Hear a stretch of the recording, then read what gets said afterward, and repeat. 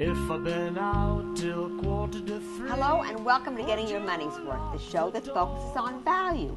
I'm Judth West, and our guest today is Marvin Tolkin, author of When I'm 64, Planning for the Rest and the Best of Your Life. Thank you. Okay, thanks for being on the show. My pleasure. Where did you get that name, When I'm 64? It's from the Beatles song. From the Beatles song, right? And you grew up hearing that song?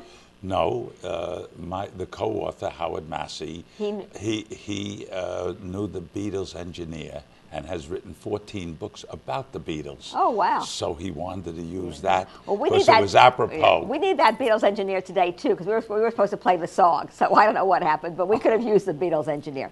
Anyway, so for starters, to place this. Do you mind if I ask you how old you are? 83. 83. So you've had 20 good years since this title of this book, When I'm 64. Right. Okay. Tell me something. Planning for the last third of your life to be the best years of your life is a kind of a reverse thinking in this country. How did you get to that philosophy? Well, I realized it somewhere when I was 40. That I had a plan for living longer. My family was starting to live longer, my father, my mother. We all are starting to live longer. And that's true. That's what makes this generation, the baby boom generation, exactly. Which I'm not. And the other thing about the 64 is next year, I think the first baby boomers reach 64. And then it is going to be 80 million of them turning 64 exactly. over the next 18 years. So this is really a very good title. Right. Okay. So continue. So you at 40 years ago you thought about living longer. Right. Okay. And so therefore I wanted to do a plan. And the truth of the matter is this plan had to have many components. It was devised over the period of maybe 25 or 30 years. It was on the basis of opportunity. Wherever I saw investment opportunity, I had decided that my father, who was a very bright man, used to buy high and sell low.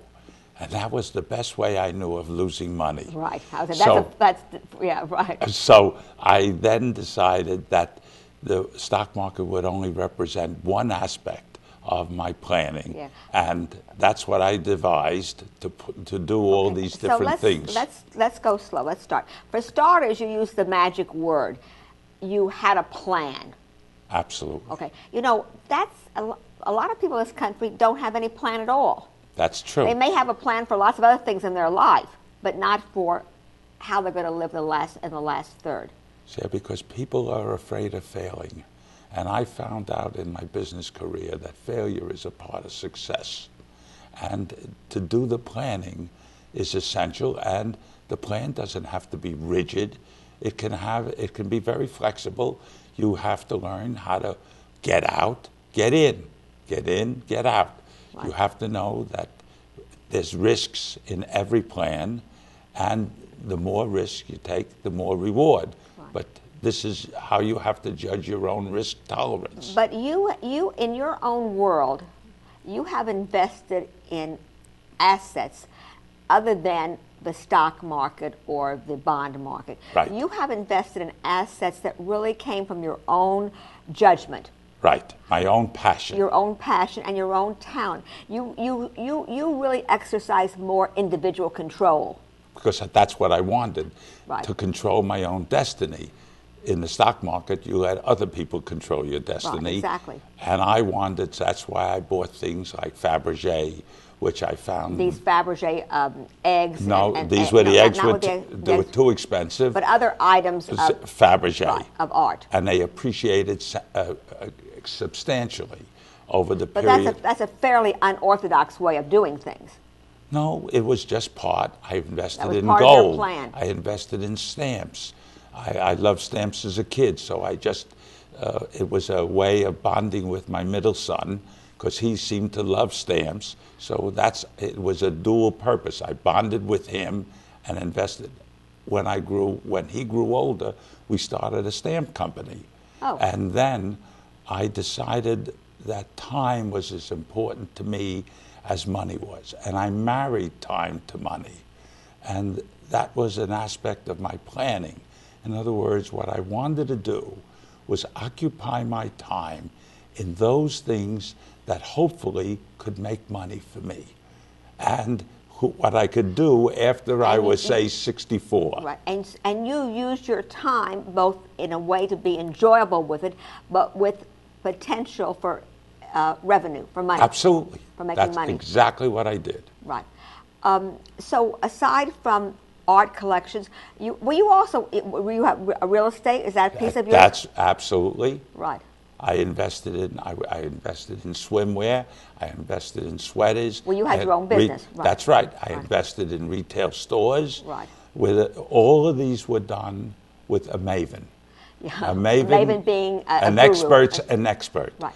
Somebody you could trust, right, who could guide you in these areas. You know, I'm an entrepreneur, and speaking for other entrepreneurs in this world, I can relate to what you said, that you wanted to invest in things that you could control yourself. Folks that have been successful entrepreneurs usually find out that which they can control and time and manage works better for them than things that somebody else is doing. Absolutely. My old boss used to say, you may know him because you're in the retail world. My old boss was Milton Petrie. Sure. In the Petrie store. Sure. My old boss used to say, nobody manages your money like you manage your money. Absolutely. Right. And that's exactly what I did in all the things that I did. Your father had an underwear company. That's and correct. He left it to you. No, I was in it while he was in it, and I expanded it. I was a demographer, and I just followed the baby boomer up. Okay. In other words, so you went for the baby boomers before this. That's right. Right. And we followed the baby boomers from little girls to bigger girls to teenagers to juniors to women. And that's how I aged my company. And it worked out extremely well. Except that I found out that I couldn't use one name. Children, I had one name, juniors another name, and women another name. For folks that are listening to us that may not have had the kind of opportunities that you have, if someone says to you, you know, you've done this successfully, you've planned for the last 30 of your life, and anyway, we don't even know anymore where the next 30 is. There are centenarians in this country. I think you say yourself that the over 80s are going to be the biggest growing segment of the population. Absolutely. Is it too late to start? And Never. How do you start? How can somebody start, Marvin? The first thing you have to do is what you're interested in. The things that you're interested in. In the book, I have a whole chapter on things to develop your interests. Like if you're interested in posters, I talked to someone who invested in posters of different artists, and you can invest. Somebody invested in railroad lamps. Right. My son invested in lighters. Yeah. So the interest. You can do it in small businesses in the area in which and now you can do it on eBay if you want to. Absolutely. Right. And absolutely. The internet. There's many other ways to make money from interest. Absolutely. Right. My own husband is in liquidation merchandise, and unfortunately, some of his interests have not led to much money. But it doesn't always work. No, but that's part of my success. That failure is part of success. You go on and do something else. Right. You have to keep looking. You invest in people and things. But also, though, there is this fallout.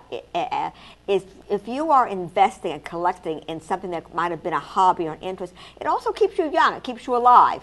Well, the key word to longevity is purpose. Right.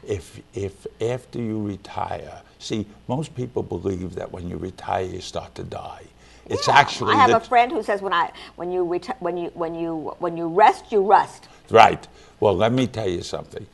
When you retire, you really start to live because you can do whatever you want. You can follow your dreams, follow your passion, and if you have done something to provide some financial security for yourself along the way, Marvin.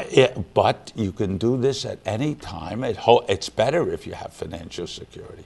And to use your line, my father had a great line. I don't mind wearing out. I just don't want to rust out. Right, that is a good line. Yeah, let's talk about right now, 2009. This almost the first decade of the 21st century. A lot of people thought they were well set for their retirement, and along came this economic crisis. Sure, because now what? Because the trouble was most of the people put all their money in the stock market. But if you diversify, if your plan has a diversification to it into several aspects of potential growth or potential appreciation or potential income producing, like real estate, then you're protected. Or like art. Or like art. Right. That's right. The only way that you can protect yourself is you must invest in various aspects of potential growth. Right. There's no secret to this, except that in the book, I outline it in detail. How to pick a maven for one of the things you invest in. Well, you talk about a maven. So what about somebody who has worked all his life and doesn't have something to go to and say, what can I invest in? What if, I understand what you did, and I like your story. I like your book, When I'm 64. I like that piece, but this is getting your money's worth. I want to give some really good tips to people listening. And what if they don't have your knowledge, your judgment, or your mavens? What are they going to do? They're going to do what they want to do. You keep coming back to that. That's right, because when I wrote the book, it was a blueprint, a plan, to give them a blueprint of what they could do. They don't have to do what I did. They have to do what they want to do. And I detail that, how it works in the book. Because the truth is, each one of us, I'm different than you are. Right. I can't tell you what to invest in or what your passion is or what you love to do. But you can, and you have to take that and develop it into a scenario, into a plan. And a lot of folks, frankly, that have lost corporate jobs, especially right now, is coming. They are developing. They are going into being small business people. Right. They're going on the internet. The internet has helped a lot with that. Perfect. They're going on eBay. They're going to auctions. They're finding other ways to make money. They may not be making as much, but they're taking care of themselves. And they're busy. And they're busy, right? And busy and having that purpose is the best way to remain healthy. Right. You're still busy, right? I mentor about 7 or 8 people. I sit on you're mavens other people. That's right. You became a maven. That's right. And I sit on a board in New York City of Council of Senior Centers. We service 300,000 seniors every day. I am their business consultant. Right. We just put in a group purchasing plan for that, and we're saving the organization. So, in sum, if we want to leave, I want to leave people with one really good tip. Tell me one more time the best thing to do to ensure your own happiness for the rest of your life, not just for the best of your life. Have a purpose. Have a purpose. Have a purpose. And if that purpose can make money for you too, then you're really home. You're ahead of the game. Then you're ahead of the game. Okay. Thanks a lot for being on the show. I really liked your book, and I appreciate especially the retail part. I was a former retailer. I appreciate your stories. Thanks for being on the show. It's my pleasure, Right. Judith. I'm Judith West. You're watching Getting Your Money's Worth. Thanks for watching.